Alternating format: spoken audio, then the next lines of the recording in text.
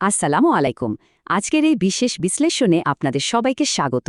আমরা একদম চুলচেরা বিশ্লেষণ করতে যাচ্ছি বাংলাদেশ বনাম নিউজিল্যান্ডের মধ্যকার প্রথম ওয়ানডে ম্যাচটি, যেটা হতে যাচ্ছে আমাদের সবার পরিচিত মিরপুরের শেরেবাংলা জাতীয় স্টেডিয়ামে।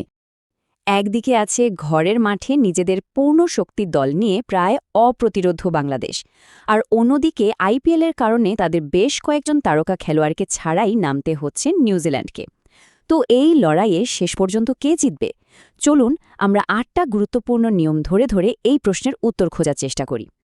ওকে, তো আর দেরি না করে চলুন সোজা বিশ্লেষণে ঝাঁপিয়ে পড়া যাক।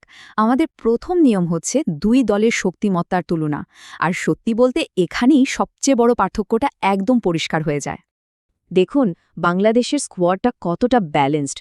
তৌহিদ হৃদয় তো দুর্দান্ত ফর্মে আছেন, সাথে শান্তর মতো অভিজ্ঞ ব্যাটসম্যান, আর বোলিংয়ের রিশাদ হোসেন আর মেহেদি মিরাজের স্পিন জুটি বিশেষ করে মিরপুরের মাঠে যে কোনো দলের জন্যই একটা দুঃস্বপ্নের মতো। অন্যদিকে নিউজিল্যান্ডের মূল খেলোয়াড়রা আইপিএলে ব্যস্ত, যার ফলে তাদের ব্যাটিংয়ের পুরো চাপটাই পড়বে ক্যাপ্টেন টম ল্যাথামের কাঁধে।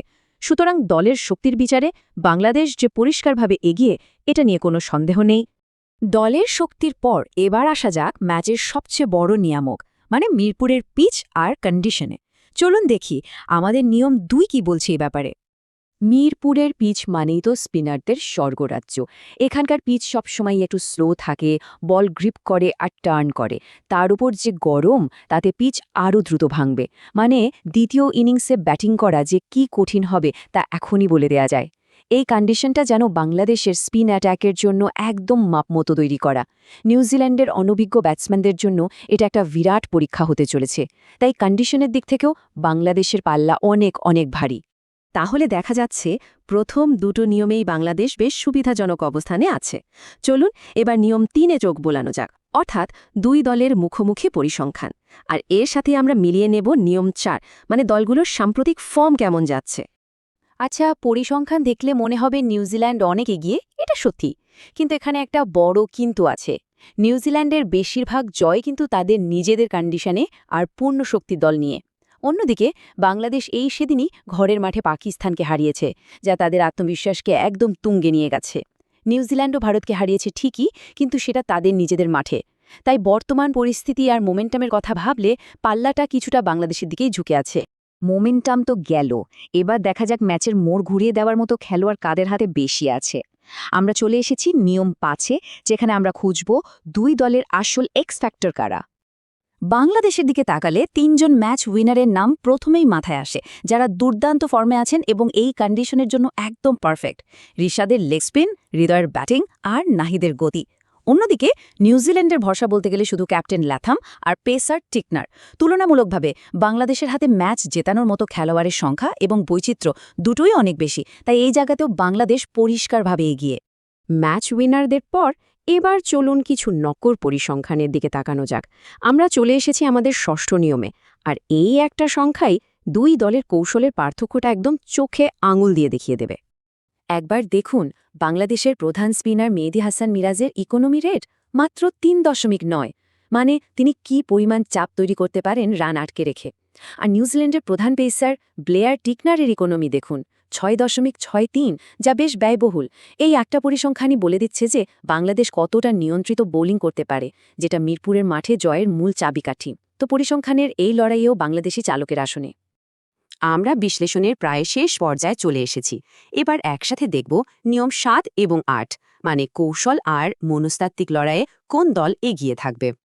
ক্রিকেটে মানসিক শক্তি কিন্তু একটা বিরাট ব্যাপার, আর এই ম্যাচে মনস্তাত্ত্বিক দিক থেকে সব কিছুই বাংলাদেশের পক্ষে। ভাবুন তো একবার, ঘরের মাঠ, হাজার হাজার দর্শকের চিৎকার, পাকিস্তানের বিপক্ষে সিরিজ জেতার আত্মবিশ্বাস, সব কিছুই তাদের সাথে। অন্যদিকে নিউজিল্যান্ডের তরুণ দলটার ওপর থাকবে অচেনা কন্ডিশন আর প্রতিকূল পরিবেশের প্রচণ্ড চাপ। সুতরাং মানসিকতার এই লড়াইয়ে বাংলাদেশ এক কথায় অপ্রতিরোধ্য। তো আমাদের ৮টি নিয়মের বিশ্লেষণ তো শেষ হলো। তাহলে সব মিলিয়ে ফাইনাল ছবিটা কি দাঁড়ালো? চলুন আমাদের স্কোর কার্ডটা এক নজরে দেখে নেওয়া যাক। ফলাফলটা তো একদম পরিষ্কার, তাই না? দলের শক্তি থেকে শুরু করে মিরপুরের কন্ডিশন, সাম্প্রতিক ফর্ম আর মানসিক চাপ, আমাদের বিশ্লেষণের প্রায় প্রত্যেকটা মাপকাঠিতেই বাংলাদেশ নিজেদের শ্রেষ্ঠত্ব প্রমাণ করেছে। এই স্কোরকার্ডই তো বলে দিচ্ছে ম্যাচের সম্ভাব্য গতিপথ কোন দিকে যাচ্ছে। তাহলে আসল প্রশ্নটা হলো, এত চুলছেরা বিশ্লেষণ আর তথ্যের পর এই ম্যাচের সুস্পষ্ট বিজয়ী হিসেবে আমরা কাকে দেখছি?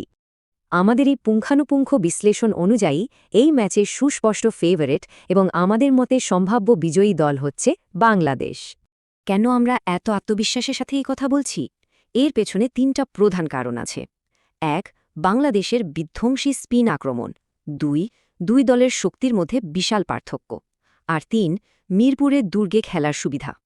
এই ৩টা ফ্যাক্টর একসাথে বাংলাদেশকে এই ম্যাচে প্রায় অজেয় করে তুলেছে। আমাদের ডেটা ভিত্তিক পূর্বাভাস বলছে, বাংলাদেশ যদি প্রথমে ব্যাট করে তাহলে ৩০ থেকে ৫০ রানের একটা ব্যবধানে জিততে পারে। তবে হ্যাঁ, একটা কথা কিন্তু মনে রাখতে হবে, এটা সম্পূর্ণই তথ্য আর বিশ্লেষণের উপর ভিত্তি করে একটা পূর্বাভাস। দিন শেষে ক্রিকেট একটা গৌরবময় অনিশ্চয়তার খেলা, আর মাঠের লড়াইয়ে কিন্তু যে কোনো কিছুই হতে পারে। তো বন্ধুরা, এই ছিল আমাদের আজকের ম্যাচ বিশ্লেষণ। আপনাদের কি মনে হচ্ছে কে জিতবে এই ম্যাচ? আপনাদের মূল্যবান মতামত অবশ্যই আমাদের কমেন্ট করে জানান। আর যদি এই বিশ্লেষণটি ভালো লেগে থাকে তাহলে চ্যানেলটি সাবস্ক্রাইব করুন এবং বেল আইকনটি চালু করে দিন, যাতে প্রতিটি ম্যাচের বিশ্লেষণ সবার আগে আপনার কাছে পৌঁছে যায়। ভালো থাকবেন, আল্লাহ হাফেজ।